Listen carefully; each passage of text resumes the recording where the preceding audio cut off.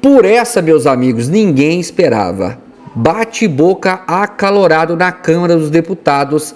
Eu vou mostrar para vocês esse vídeo em primeira mão, mas antes eu já quero pedir para você deixar aqui nos comentários de qual cidade que você está falando. Coloque aqui nos comentários a sua cidade e já vai também deixando o seu like no vídeo. Vai deixando seu like no vídeo, porque aqui tem muita informação importante para todos vocês. Pessoal, vídeo magnífico, pessoal. Vídeo espetacular em primeira mão para todos vocês. Espero que vocês gostem, pessoal. Esse vídeo pegou fogo, hein? O fumo entrou para a esquerda. E agora também mostrando para vocês o vídeo do Deltan Dallagnol explicando em detalhes aí o governo Lula. Pessoal, sem mais enrolações, bora pro vídeo. Senhores bolsonaristas não tem moral para falar do presidente Lula. A verdade é que aqui está um roubo escancarado, conduzido por Jair Messias Bolsonaro. Bolsonaro ladrão, vai ser julgado, condenado pelo STF e vai acabar preso. Fraco demais, não sabe nem o que fala. Porque roubo, quem fez, Brasil, foi esse ex-presidiário que está no governo. Ele foi preso por isso. Esse sim roubou o Brasil. E ele não está sem processo não. Ele só está fora da cadeia. Ele vai responder pelos processos. Ele saiu da cadeia para concorrer a presidente. Esse sim foi preso por roubo. E as joias? Ah, para com isso. E os 11 containers que o senhor Babudinho mentiroso levou para casa. Ele disse que foram 11 containers. Ah, levou até trono. Até trono. Presidente, só para 30 segundos eu encerro minha fala, se Vossa Excelência me permitir.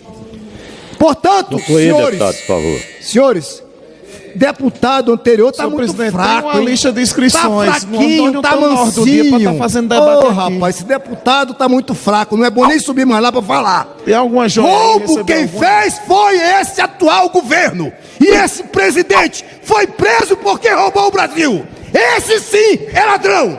Esse roubou o Brasil. Eu sei que o atual presidente está desesperado, chateado que o chefe de uma nação venha ao Brasil para abraçar e estar com o presidente Bolsonaro e não vai ao presidente atual. Significa, a mim como cidadão brasileiro, que a moral do presidente está baixa. Está muito baixa o presidente atual. E isso nos envergonha como brasileiro. Imagina um presidente de outra nação vir e não quer se encontrar com eles. Isso nos envergonha, senhores. Mas eu aqui estou para falar do CEPAC, porque o CEPAC com o presidente Bolsonaro é diferenciado. É forte. E sair com o presidente para percorrer lá em Balneário Camboriú vários cafés. Eu estou até enjoado de tanto tomar café, porque o presidente Bolsonaro chega no café e a população toda vai abraçá-lo. Agora eu concluo, excelência, agora eu concluo, por favor. O presidente Bolsonaro vai tomar café, a cidade toda vai lá abraçar o presidente. E eu junto. Vários cafés. Almoço também, nos almoços também ocorreu isso. É uma coisa natural. Aí eu fico pensando, como um presidente desse não é o atual presidente? Onde ele está, o povo está junto. E o atual, o que acontece?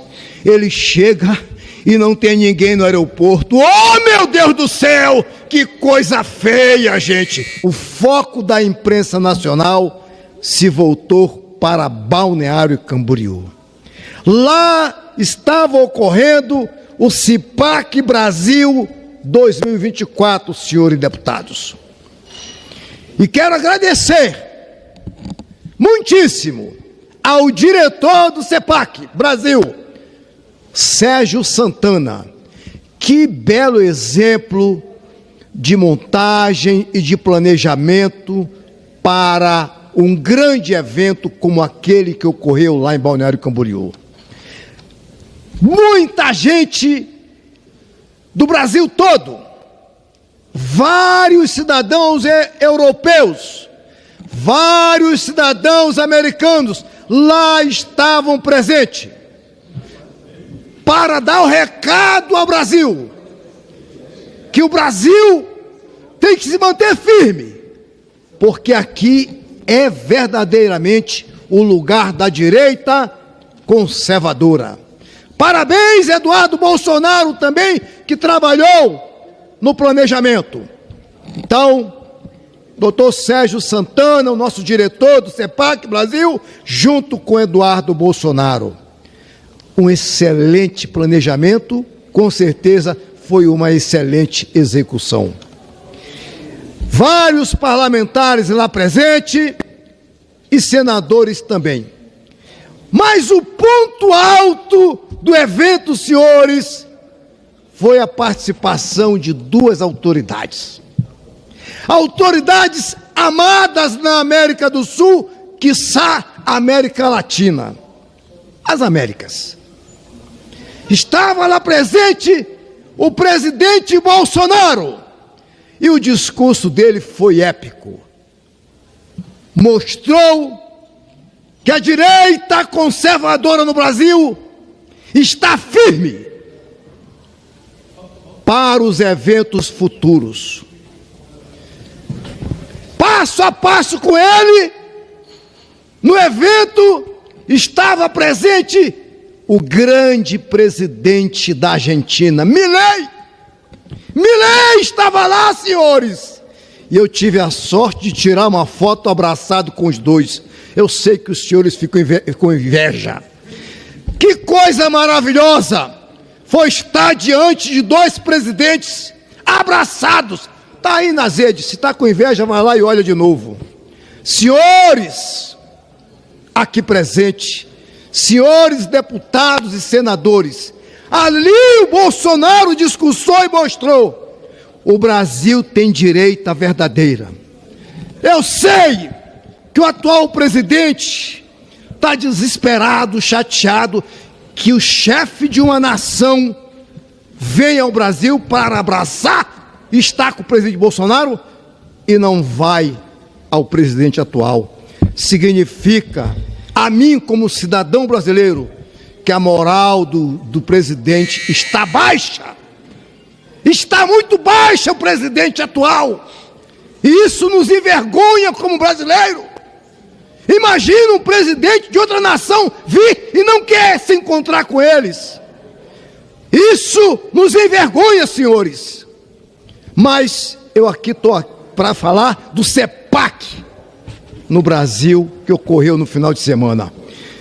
Excelência, só mais um minutinho para eu poder concluir, Excelência. Me permita. Portanto, senhores, estou muito feliz, porque o CEPAC com o presidente Bolsonaro é diferenciado, é forte. E sair com o presidente para percorrer lá em Balneário Camboriú vários cafés. Eu estou até enjoado de tanto tomar café, porque o presidente Bolsonaro chega no café e a população toda vai abraçá-lo. Agora eu concluo, Excelência, agora eu concluo, por favor. O presidente Bolsonaro vai tomar café, a cidade toda vai lá abraçar o presidente. E eu junto. Vários cafés. Almoço também, nos almoços também ocorreu isso. É uma coisa natural. Aí eu fico pensando, como um presidente desse não é o atual presidente? Onde ele está, o povo está junto. E o atual, o que acontece? Ele chega e não tem ninguém no aeroporto. Oh, meu Deus do céu! Que coisa feia, gente! Quero dar uma boa tarde a todas as visitas que aqui estão. Um forte abraço, Deus abençoe vocês, tá bem? Que nós temos hoje o dólar na estratosfera. Nós temos a taxa mais alta do dólar dos últimos 2 anos e meio. Arilton, e daí? O que isso tem de comigo? O que isso gera de efeito? Gente, isso tem tudo a ver com você, com o seu bolso, com a sua vida, com o seu dia a dia. Isso gera um aumento dos preços de produtos importados. E vamos lembrar que a gente está numa economia global. Quase tudo que você usa, que você compra, se você pegar o seu celular que não sai aí da sua mão, tá cheio de componente importado aqui, ainda que algum celular seja eventualmente produzido no Brasil, mas grande parte é produzida fora, e mesmo o que é produzido aqui, no mínimo vai ter um chip aí que vem dos tigres asiáticos, que vem da China. Grande parte das coisas que a gente usa no dia a dia aqui, minha garrafa de água, tudo, computador, celular, iPad, fone de ouvido, óculos, quase tudo é importado, quase tudo tem componentes que vêm de fora. Isso faz com que um dólar caro aumente o preço de tudo que está ao nosso redor. Isso gera uma pressão inflacionária, porque as pessoas, quando veem os preços aumentar, elas têm suas necessidades. Um dentista vai aumentar o seu preço, um médico vai aumentar o seu preço, e tudo tende a subir. Com isso, o real fica mais barato comparando com a moeda estrangeira. Você tem uma desvalorização do real, você tem uma pressão inflacionária aqui da economia como um todo. Além disso, o próprio pãozinho e o macarrão ficam mais caros, porque até o trigo da farinha é importado. A gasolina fica mais cara, porque embora a gente produza grande parte da nossa gasolina, ela é em grande medida refinada no exterior. E ela é usada não só para os carros, ela é usada até para fazer roupa, para uma série de itens. Então você tem um aumento aí em cascata de vários preços relacionados à gasolina. Mais ainda, as viagens para o exterior também ficam mais caras. Não para por aí. Além da gente ter esse impacto aí sobre uma série de preços decorrentes do aumento dos preços dos produtos importados, você tem outros produtos que ficam mais caros aqui por outra razão, com o aumento do câmbio. Eu vou explicar para vocês. Grande parte daquilo que a gente produz, a gente é um país que, em grande medida, é produtor de riqueza a partir da extração dela da terra. A gente não agrega muita tecnologia, infelizmente, aos produtos ainda no Brasil. A gente não é um país de alta tecnologia. Vejam quais são as nossas maiores empresas da Bolsa. Você tem a Petrobras, que faz o quê? Tira a riqueza do solo, tirando o petróleo do solo. Você tem a Vale do Rio Doce, uma outra grande empresa que tira minério do solo. Nossas grandes empresas, elas ainda tiram materiais brutos do solo, a exporta lá para a China uma tonelada e você compra aqui para cá de volta alguns chips em troca daquela tonelada, porque lá eles agregam tecnologia. Mais ainda, aqui a gente tem uma grande produção agrícola responsável por 25% do nosso PIB. E quando o dólar aumenta, fica muito mais atrativo para os produtores, seja de commodities relativas a minérios, seja de commodities relativas a produtos agrícolas, fica muito mais atrativo para eles mandarem para fora do que vender no mercado interno. Porque lá fora fica mais, eles estão dispostos, a moeda está mais valorizada, fica mais barato para eles lá fora o que a gente produz aqui.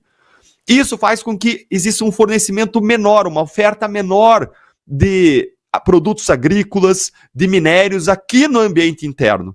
E quando você diminui a oferta, lembrem que o preço das coisas é oferta e procura. Por que diamante é muito caro? Porque tem pouca oferta de diamante relativamente à procura. Quanta gente quer comprar diamante? Como tem uma pouca oferta para uma grande procura, o preço vai lá em cima. Quando você diminui a oferta de produtos agrícolas no mercado interno, o que acontece? Inflação. Aquele preço daquele produto vai aumentar para todos. Isso gera um aumento da inflação. E aumento de inflação, o que é inflação? Inflação diz respeito ao poder de compra da moeda. Quando você tem uma inflação, uma subida de preços, o poder de compra da moeda está se deteriorando, está encolhendo. Você não consegue comprar as mesmas coisas mais com aquela nota de R$1, com aquela nota de R$10. E, por medo do dinheiro estar perdendo valor, muitas pessoas, para se protegerem, vão comprar ouro e dólar. Isso acirra a inflação. Por que isso acirra a inflação? Porque pensem que dinheiro é como se fosse diamante. Quando as pessoas querem trocar moeda real e comprar ouro e o ouro e o dólar vão subir e aquela moeda real, ela está em abundância. Imagine se começasse a jorrar diamantes em cada esquina, jorrar diamantes. O preço do diamante ia ficar o mesmo ou ia cair? Ia cair, porque você ia ter muita oferta no mercado. Da mesma forma, o dinheiro também é como se fosse um produto, uma mercadoria, só que é uma mercadoria de escambo universal, né? Esse produto, que é o dinheiro, vai perder o seu valor, porque está sobrando, as pessoas querem dar real em troca de ouro e troca de dólar para manter o valor de compra dele, em ouro e em dólar. E, além disso, a gente tem uma decorrência disso ruim para a economia, que é o aumento da taxa de juros. Por quê? Porque uma forma de controlar a inflação é o Banco Central aumentar a taxa de juros. Quando ele aumenta a taxa de juros, fica mais interessante para as pessoas elas investirem em investimentos de renda fixa, elas emprestarem dinheiro para o governo, elas tirarem dinheiro de circulação. E quando tira dinheiro de circulação com o aumento da taxa de juros, você diminui a oferta de dinheiro no mercado e você diminui a inflação. Uma outra razão pela qual a inflação diminui quando existe aumento da Selic é o seguinte: quanto maior a taxa de juros, menos gente pega dinheiro emprestado e menos você está multiplicando a oferta de crédito, consumo, menos existe demanda, menos existe compras da sociedade quando a taxa de juros é muito cara. Isso faz com que, naturalmente, a inflação diminua, porque diminui, mais uma vez, a oferta, a busca por serviços e produtos. Bom, agora que você entendeu que existe aí um efeito muito grande, ruim para a economia, ruim para o nosso bolso, ruim para o seu bolso no aumento do dólar, vamos agora perguntar quem que é o responsável por isso. Eu vou contar para vocês quem é o responsável. Bom, já sabem, né? Faz o L. Se você votou em Lula, faz o L e sorri, porque Lula é o responsável. Como que o dólar tem explodido no Brasil? Claro que o dólar tem aumentado em vários lugares do mundo, contudo, no Brasil, muito mais do que em todos os outros lugares do mundo. Por quê? Porque Lula tem atacado o Banco Central. Mas o que tem a ver uma coisa com a outra? O Lula quer reduzir a taxa de juros da marra. O Banco Central define a taxa de juros na economia ao fixar a taxa Selic. E o Lula ele não concorda com isso, ele quer diminuir o juro na marra. E o Banco Central não diminui. Por quê? Porque hoje o presidente do Banco Central ele tem independência em relação ao presidente da República.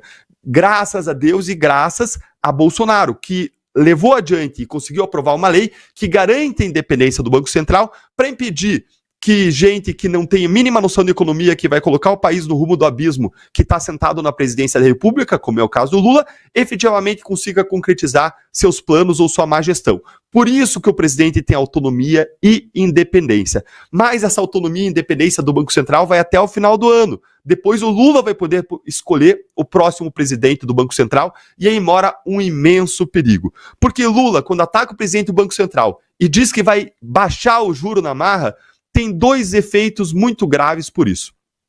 O primeiro efeito de baixar o juro é simplesmente o Brasil quebrar. Por que, Deltan? Porque o governo brasileiro, para ele conseguir pagar suas contas, ele arrecada com a tributação, com os impostos, ele arrecada, mas ele não consegue hoje pagar todas as suas contas. Ele já tem uma grande dívida acumulada. E como que ele paga a sua dívida? Como que ele paga os juros da dívida que ele tem com as pessoas? Ele paga tomando mais dinheiro emprestado. Então imagine o seguinte, você é uma dona de casa e você se endividou, você tem lá R$1.000 de endividamento e chega o mês seguinte e você não tem dinheiro para pagar o Banco Itaú. Você vai lá no Bradesco, pega R$1.000, paga o Banco Itaú e rola a tua dívida. Chega no próximo mês, você não consegue pagar, você vai lá no outro banco, vai no Banco HSBC, nem existe mais, Banco do Brasil, toma dinheiro emprestado, cobre a dívida de um banco e rola para outro banco. Hoje o Brasil rola a sua dívida fazendo assim. A gente tem uma dívida trilionária, uma dívida imensa. E quando o Lula fala, não, a gente não vai mais pagar juro alto nessa nossa dívida, as pessoas não querem mais emprestar para o governo, porque o governo já está muito endividado, só vale a pena emprestar para o governo quando o juro que o governo paga é alto, porque o risco é alto, porque o governo está muito endividado, o Brasil está muito endividado, e se o Brasil decidir pagar menos juros, simplesmente as pessoas não vão conseguir, não vão emprestar, e o Brasil vai quebrar. Vamos voltar no exemplo da senhora de casa. Ela tem uma dívida no Bradesco, ela vai para o Banco do Brasil. O Banco do Brasil diz, olha, você já está endividado, eu posso até te emprestar, mas eu não vou cobrar mais 5%, vou cobrar 10% de juro. E o juro vai subindo, ninguém está disponível para pagar menos juro para a pessoa que está muito endividada. Então, se o Brasil quiser pagar menos juro, vai quebrar, porque não vai conseguir rolar a dívida. Essa é a grande realidade. Mas tem um segundo efeito ainda possível de baixar o juro. Se o Banco Central baixar o juro na marra, existe um efeito simples e claro que é o aumento da inflação. Por que aumenta a inflação se baixar o juro? Lembra que se baixar o juro, aumenta a gente tomando empréstimo, tem gente que tinha o dinheiro investido em aplicações e tira para investir na atividade econômica, tudo isso aumenta a circulação de dinheiro, tudo isso aumenta a demanda, oferta de produtos. Isso faz com que o preço das coisas subam porque tem mais dinheiro disponível para comprar a mesma riqueza, a mesma quantidade de produtos, a mesma produção está lá estável, mas de repente jorra dinheiro na economia pelo crédito, pelo dinheiro mais barato dos empréstimos e as pessoas vão querer comprar e o preço das coisas vai aumentar porque a produção não consegue acompanhar automaticamente o aumento da disposição de dinheiro na economia. E aí você tem um aumento da inflação. E o que acontece se aumentar a inflação? Mais uma vez, o real perde dinheiro, perde valor, o real perde valor porque você teve inflação e as pessoas vão buscar ouro, vão buscar dólar, o que gera mais perda de valor do real. Então você tem aí duas responsabilidades do presidente da República. Primeiro, quando ele ataca o Banco Central e quando ele indica que ele vai baixar juros na marra, o que seria uma loucura, isso gera o risco de quebrar o Brasil. E mais, isso gera um risco de aumentar a inflação. Então, existe um risco aí de perda de valor da moeda. Se o Brasil quebrar, ninguém quer ter real. Você vai trocar por ouro, por dólar, por outra medida econômica, por outro instrumento monetário. Ou ainda, se você vê que ele vai baixar o juro na marra e vai aumentar a inflação, você, de novo, troca por ouro, troca por dólar. E quando a pessoa quer se livrar de real, lembre, real é como se fosse um diamante. Quando você tem muito no mercado, o preço cai. Queda do preço real é desvalorização. Aliás, a inflação pesa mais no bolso do pobre. Além disso, o Lula tem uma segunda responsabilidade, além de ele falar que ele vai baixar os juros na marra. Tem uma segunda responsabilidade que é a seguinte: ele gasta mais do que ganha. O Brasil gasta mais do que ganha. Isso aumenta a nossa dívida. Isso impede também de você controlar a dívida. Isso impede de você diminuir o risco, Brasil, de inadimplência. E isso impede você de baixar o juro. Por quê? Porque ninguém está disponível para emprestar para o Brasil, enquanto o Brasil está com risco de quebrar. Só se o Brasil está sobrando dinheiro, se ele está controlando os gastos, aí a pessoa vai dizer, não, esse país está indo bem, eu concordo em emprestar com um juro menor. É como se fosse a dona de casa. Se a dona de casa está ganhando mais do que ela gasta, o banco vai dizer, opa, dá para emprestar para ela vai devolver. Agora, se ela está se endividando e aumentando o endividamento, o banco só vai emprestar para aquela dona de casa por um juro mais alto. Então, se quer realmente baixar juro, o caminho para isso é controlar gastos. Só que o Lula não faz isso. Lula aumenta a despesa e tenta ainda fazer aumento de arrecadação para contrapor o aumento da despesa. Em vez de controlar a despesa, em vez de quebrar as mamatas, em vez de controlar a gastança, o que o Lula faz? Aumenta a carga tributária, pressionando mais ainda a nossa economia, diminuindo a produção de riqueza, diminuindo a nossa capacidade de reinvestir o dinheiro, a nossa capacidade de poupar. Então Lula é super responsável, mas Lula não é responsável só por isso. Lula prometeu picanha com cervejinha. A picanha do Lula virou pé de galinha. E agora ele quer tributar as carnes nobres, o que vai impedir que o pobre consuma picanha, como ele tinha prometido. A cerveja, ela deve ainda ser tributada a mais com uma taxa extra pela nova reforma tributária. Então, Lula, cadê a picanha? Cadê a cervejinha?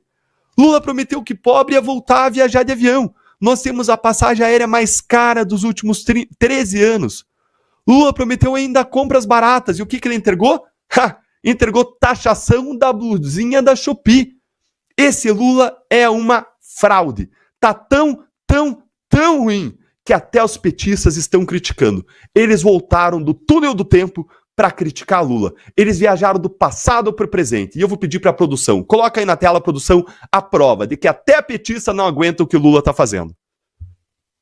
Veja aí, a Manuela Dávila dizendo, com o dólar chegando na época ela dizendo 4,6, e ela já estava chocada. Ela falou, estou preocupada com quem foi às ruas pedindo o golpe da presidente Dilma porque não conseguiria ir para Disney. Alguém tem notícias?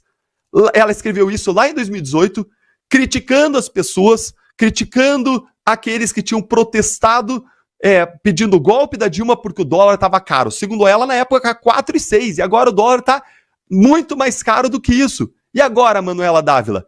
Vai criticar? Vai falar ou vai ficar em silêncio usando a hipocrisia habitual da esquerda? Tem mais uma aí, produção? Tem mais um comentário?